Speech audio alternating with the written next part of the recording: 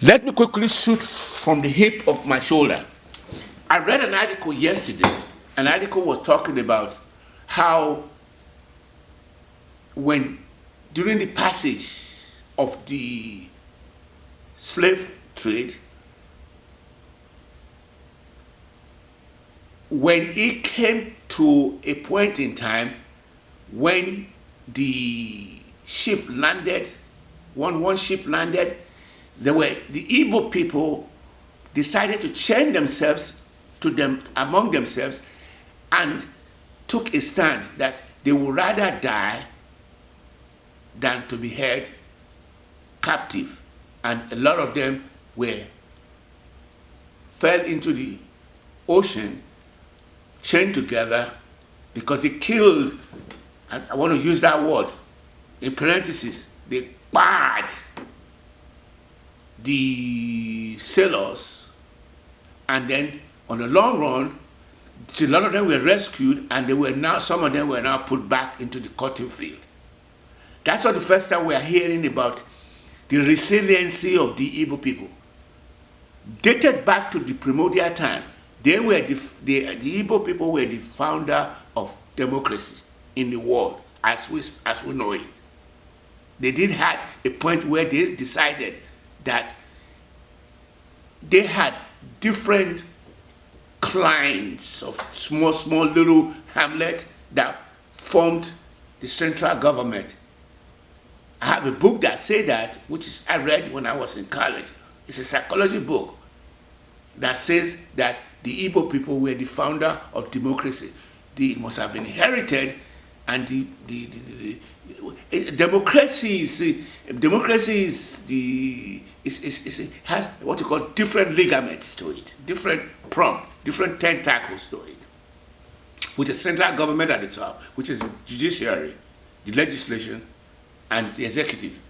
But the Igbo had that in their heart. And I was very glad to have read yesterday that they had a point where they decided to defer the standing order. And that is what I think is going on in Nigeria right now, is that the Igbo people were deprived of the presidency as we speak. That's on the record.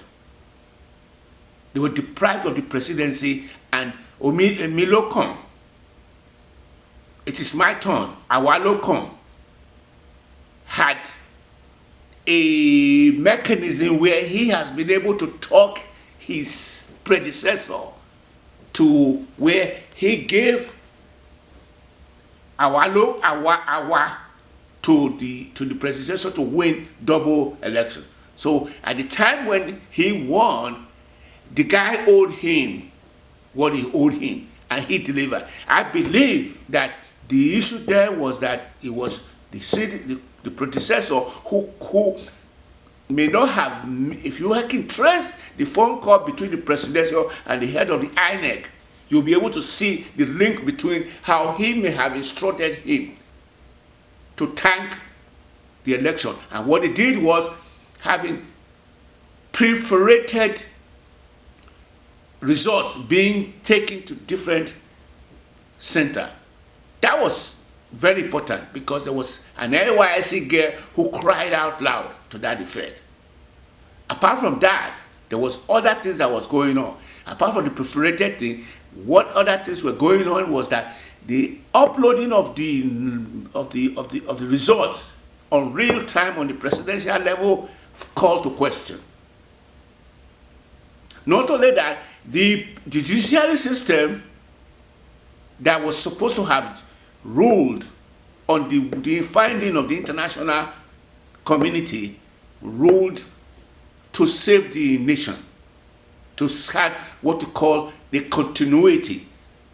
The standing ruler or the predecessor of Emilokon or Jabada was responsible for all that happened, just because Jabada was a member of his religious tribe, which is the sitting order in Nigeria in terms of having what to call how Africa has the same drudgery of the Islamic foundation of sticking to the ground All this this is Islam sticks to the ground, while the Christians are flying in the stratosphere. I'm saying that on the record. There's a dichotomy between one flying up there, eating their steak rail and all that pork that they're eating back there, and one is on the ground zero and saying that I'm not eating no pork.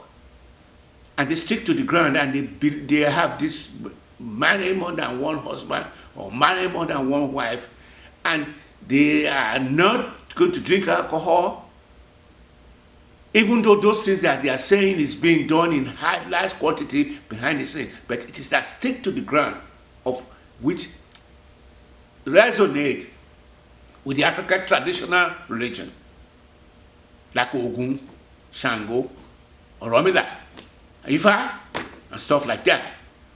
So I got into tandem, and if you've listened to this channel over and again, you will be picking up on these things over and again. You're not going to be able to pick it only once. You pick it up over and again, over and again, over and again.